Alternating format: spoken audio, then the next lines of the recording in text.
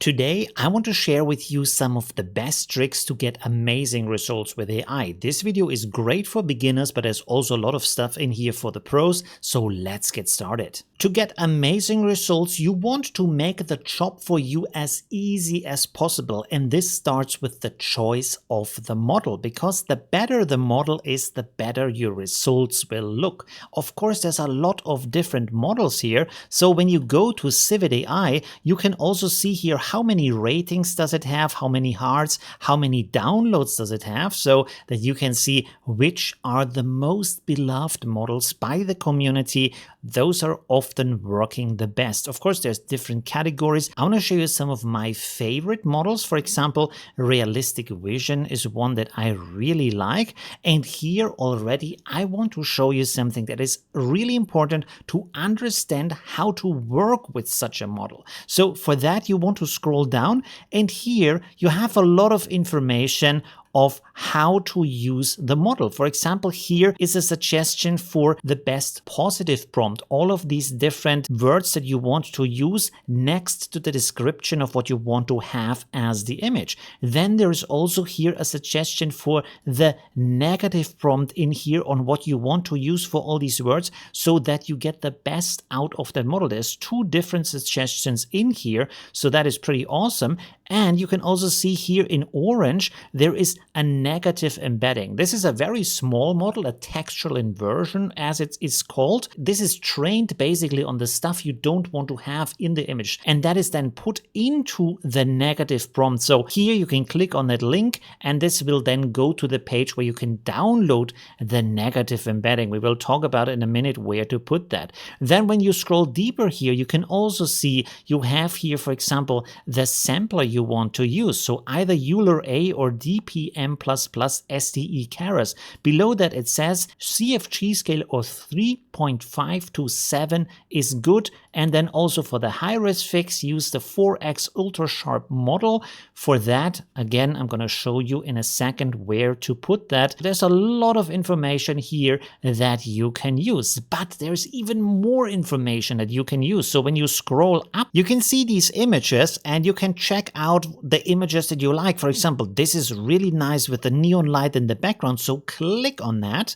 And when you click on that image, you can see here on the right side, the prompt that has been used, the negative prompt that has been used, the sampler, the model, the CFG scale, the steps that have been used, and the seed. You can see here it says in the first comment, the after detailer extension was used to create this image. That extension is something that does, for example, automatic face tracking and then automatically inpainting the face in a higher resolution. So that's also very nice. I have a video about that right here to check out that extension. Other models I like are, for example, Ref Animated. Now again, you want to scroll down, and here on that page you'll find something really useful. So when we scroll down again, you find here a lot of interesting information, but on top of that you see that this model works well with the VAE's Orange Mix and the KLF8 Anime 2 model, and then also the Blast 2 VAE, so that you can use that. Below that you find here the negative embeddings that I am so fond of because they are really helpful.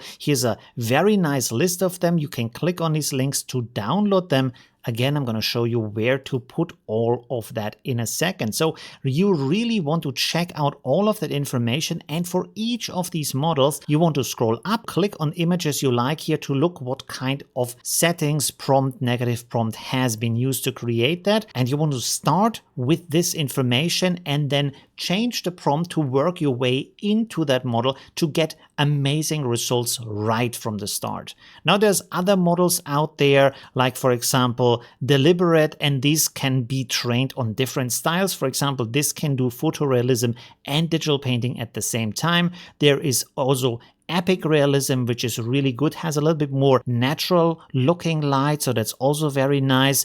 And then another thing that is really important is different LoRas you want to use. Now, what LoRas are is that they are smaller versions of models, and they can basically influence the style that a model can create. One that I like really much, I have a video about that here, is the XL more artful LoRa. XL also means that this LoRa is supposed to be used with the SDXL model. You can see here on the right side in the information, the type is LoRa, the base model is SDXL 1.0. So that means this does not work with a SD 1.5 model, and it does not work with a SD2.x model. It has to be a SDXL model. On the other hand, here we have another LoRa. It's called a detail tweaker. Now what this does is that it adds some more details to the image, so that can be very useful. But this one, as you can see here on the right side, is for the base model SD 1.5. So not for 2.x and not for SDXL.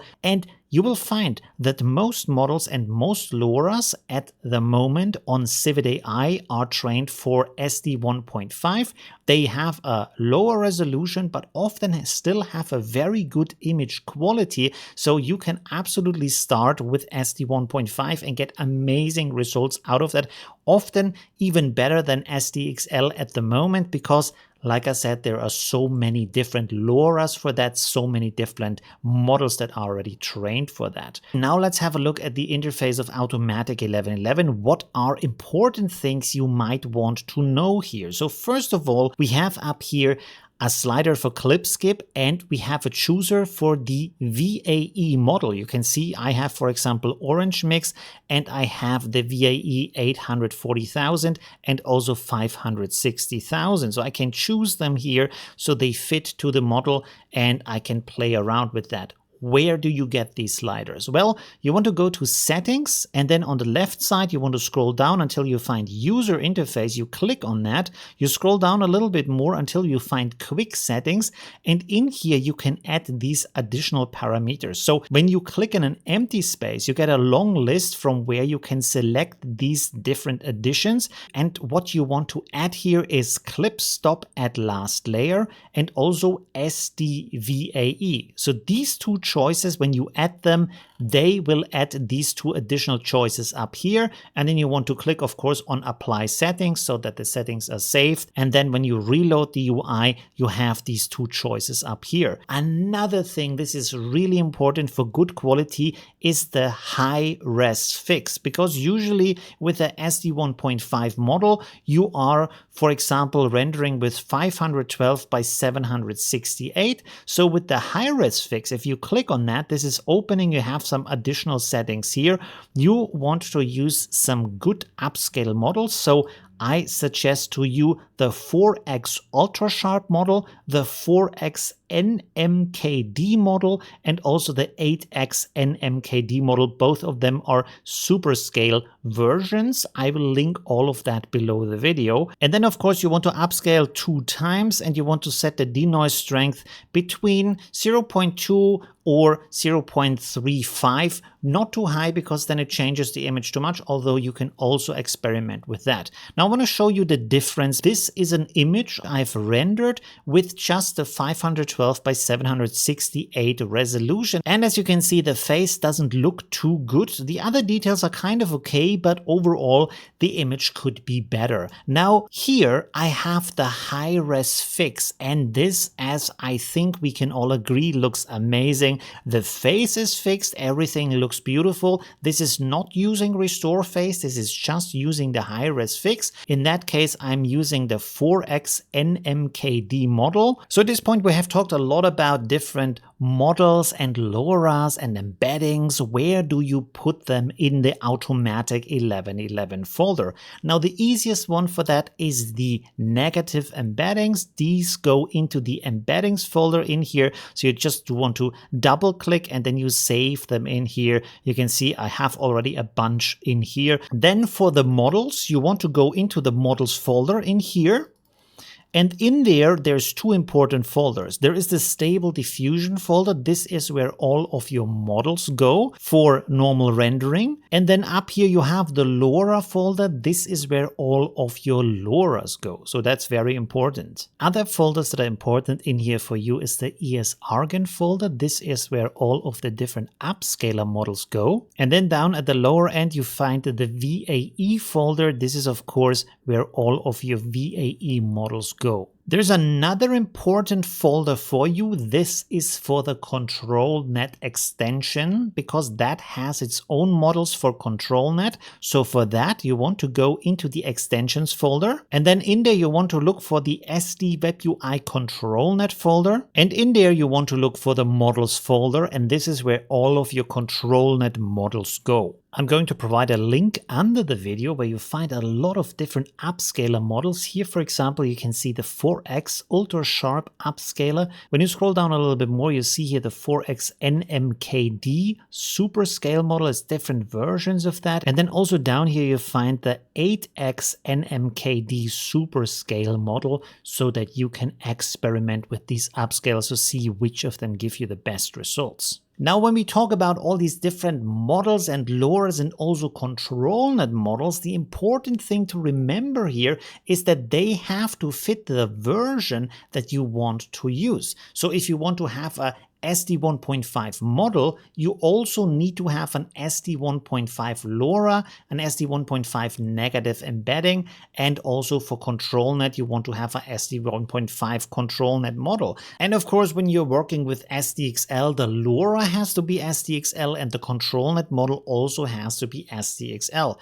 Now, this is not true for the VAE, and this is also not true for the upscaler that you use in high-res upscaling. These models can be used on any model. Now let's look at some other interesting facts here. You can see down here I have a tab for generation, but next to it there is textual inversion and there's also LoRa.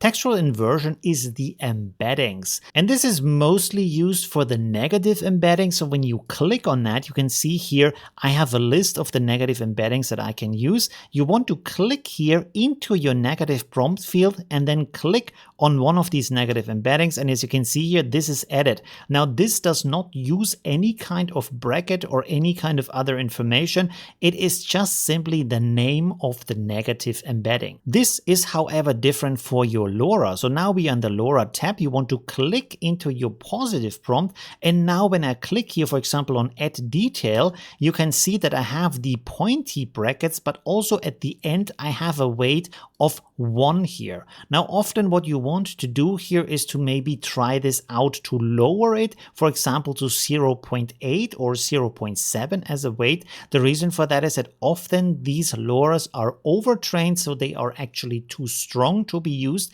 and you want to reduce the weight to get a good looking result with that. Also, you will sometimes find that the LoRa you try to use does not want to play well with the model you're using. So to combat that, to still get good results, there are two ways you can try to fix that. One is to have higher amount of sampling steps here than you would usually use. So for example, use 40 or 50 steps. And another thing you can try is down here you have the CFG scale. So for that, you want to lower that a little bit, for example, to 5, 4, or even 3 to see if this will improve the image.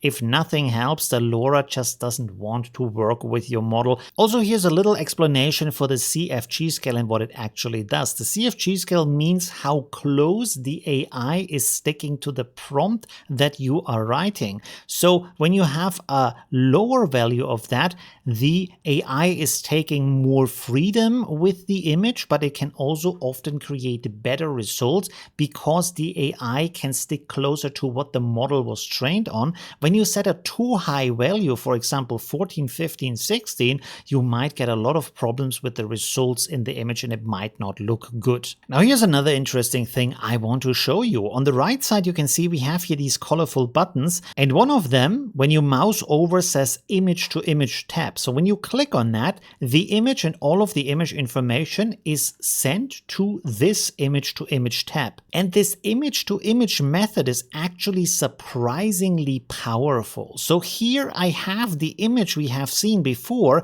Now I'm changing the prompt up here. Instead of writing beautiful French woman, I'm writing beautiful black African woman. And I'm setting down here my denoise strength to 0.5. Now again, for the denoise strength, the lower the value is, the closer it sticks to the original image. The higher the value is, the more it looks different from the original image. So with 0.5, it stays relatively close, but also allows the AI to make changes. And as you can see here, we have a beautiful French woman on the left side. And then when I click here on the image I have as a result, we have a beautiful black African woman as a result. She's wearing the same clothing. It is the same scene with the same background, so that you can do subtle changes in the image. For example, changing the ethnicity, but the composition and the rest of that stays the same. And that can be a very powerful tool to adjust your image and play around with an image you already have and you like,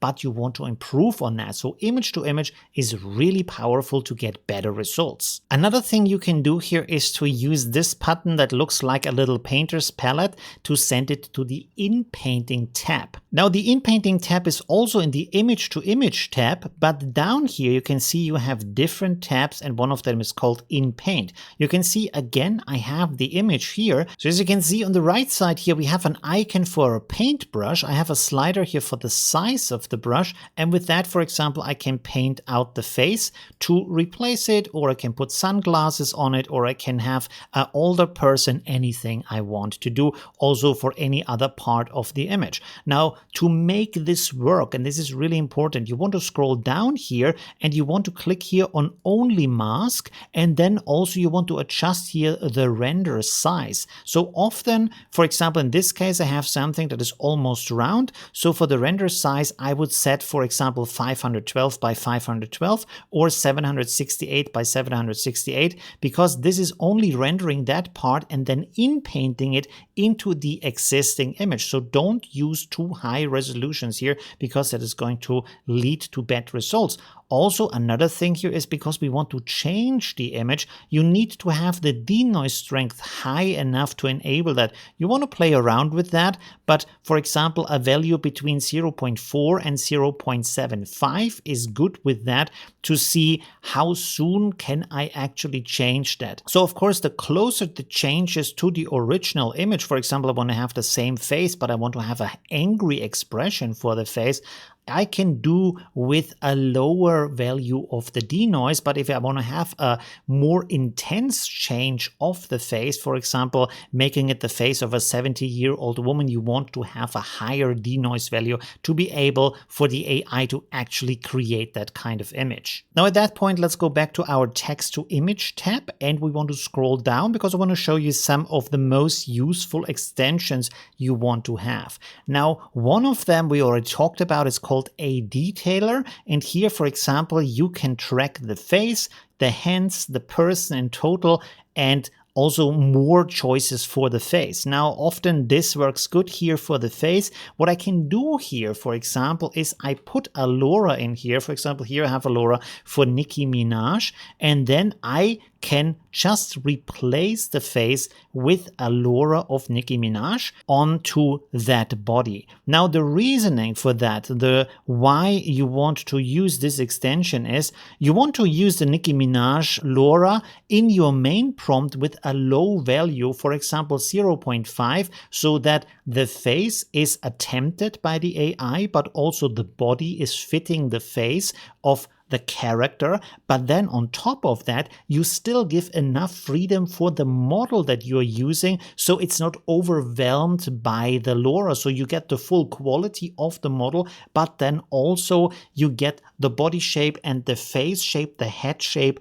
from the LoRa. Now, afterwards, in the second step with the A detailer, which of course you need to enable here, this is then rendering only on the face of the character you want to have, so that you have the full quality of the model on the rest of the image, and then mainly the LoRa quality on the face of the person so it looks as much as the person as possible. Another important extension, of course, is Controlnet. With that, you can do all kinds of tracking. I have multiple videos about that you should check out. You can use a second extension with that. So here you can see I'm using Open Pose, and this is tracking the body of the person on the left side in my preview here.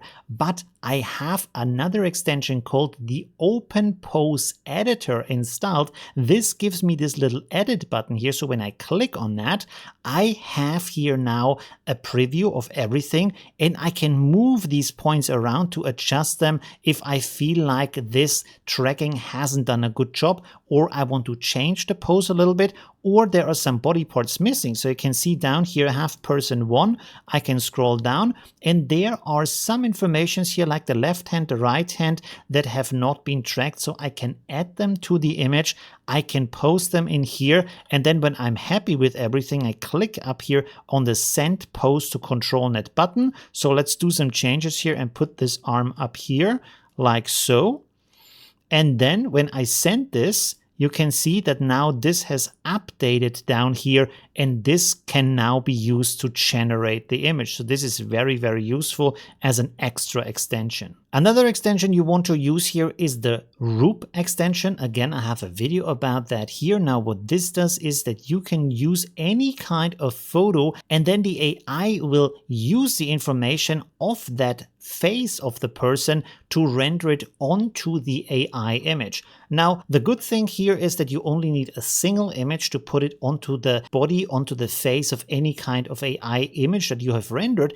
The downside of that, of course, is that the body type, the head type, and the rest of the person does not match the face or the body that the person actually has, because it's only replacing the face. So you might want to try to render an AI image that is as close as possible to the body of the person and also the head shape, and then use Roop to put the face on that, because otherwise it's gonna look a little bit strange as a result. So here you can see an example of Roop in action. This is the original image with the original face of the character. And here we have the same image, but now we have rendered the image of the other character on top of that. The rest of the image, as you can see, is completely the same. Now here's another useful information, especially for people with slower GPUs, older computers. When you send your image to image to upscale it or upscale it even further, what you can do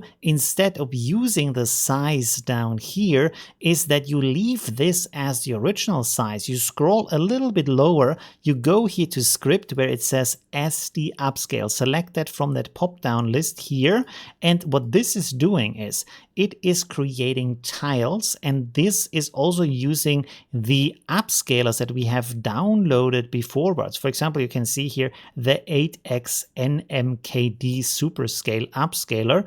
This is using a scale factor of 2, and what this is doing is it is splitting it up into smaller tiles so that you render the images one after another, and afterwards they are combined into one big image. And last but not least, I have another advice here for you for the text to image tab, but also for the image to image tab. When you scroll down here, you have batch count and batch size. This allows you to render multiple images or image variations at the same time. Now what batch size is doing is that these images are rendered parallel at the same time. If you have a slow computer, an older GPU, that might be a problem for you. On the other hand, when you use the batch count, these images are going to be rendered one after another, and that should help you with a slower computer or an older GPU. Let me know if I left out any amazing advice that I should put in another video like this. Leave a like if you enjoyed this video. Thanks for watching, and see you soon. Bye! Oh, you're still here. So this is the end screen. There's other stuff you can watch like this or that. It's really cool. And yeah, I hope I see you soon. Leave a like if you haven't yet. And well, yeah.